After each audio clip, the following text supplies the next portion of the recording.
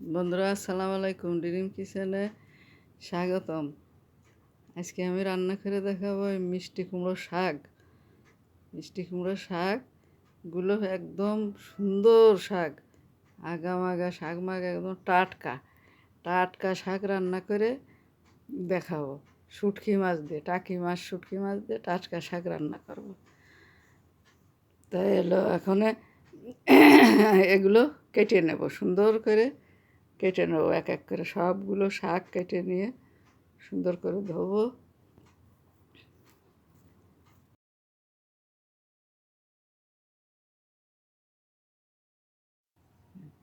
শাকগুলো কাটা হয়ে গেছে আমার।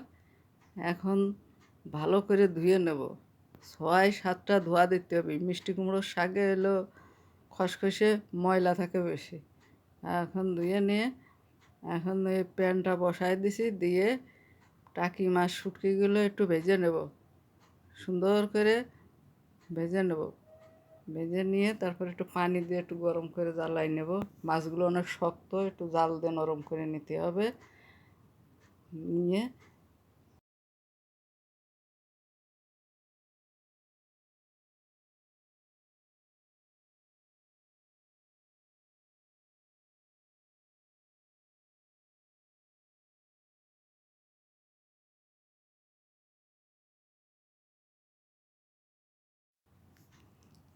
মাছগুলো ভাজা হয়ে গেছে।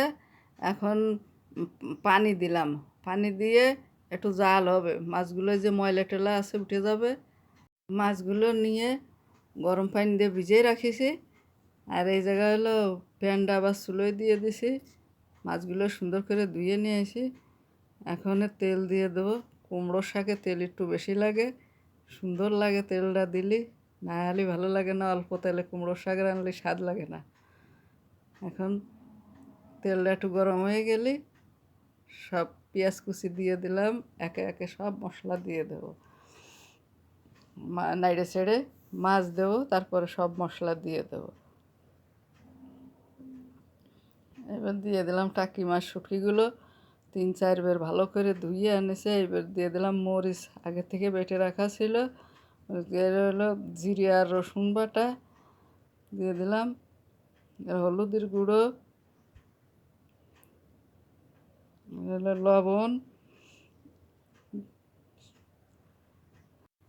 কাঁঠালের আটি, সবগুলো দিয়ে ভালো করে নেড়ে ভালো করে কষায় নেবো। টাকি মাছ একটু জাল হতে হবে। টাকি মাছ সুন্দর করে জাল হয়ে গেলে, ভালো করে কষানো হয়ে গেলে, তারপরে জলের পানি অল্প দিয়ে তারপরে দেবো কুমড়ো শাক।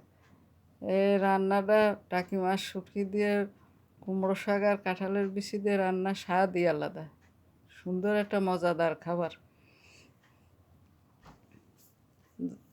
যারা পছন্দ করে তাদের জন্য খুবই সুন্দর একটা মজাদার খাবার। যারা খায় না তাদের কথা আলাদা। সবাই আবার পছন্দ করে না। এবার মাছটার পানিটা শুকিয়ে গেছে, কষানো হয়ে গেছে। এখন অল্প একটু পানি দিয়ে দেবো, জলের পানি।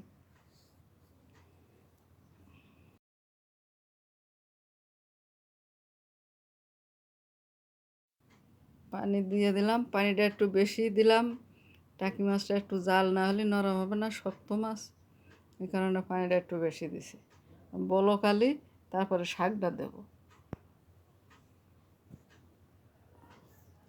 বলক এসে গেছে, এখন শাকটা দিয়ে দেবো।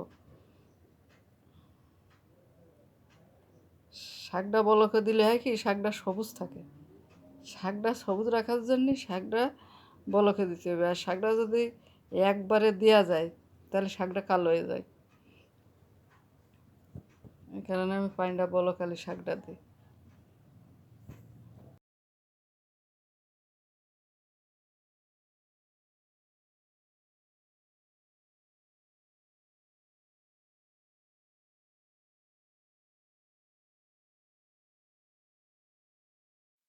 এবার একটু ঢেকে দিলাম। ঢেকে দিয়ে একটু জাল হোক, পরে নেড়ে ছেড়ে তারপরে নামিয়ে নেব।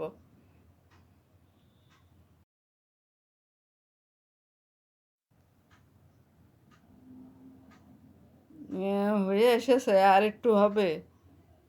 অনেক পানি আছে, শাক দিয়ে পানি বেরিয়েছে, অনেক পানি আছে, আর একটু জাল হবে। সুন্দর করে নেড়ে ছেড়ে দিলাম। জাল হবে। হুম।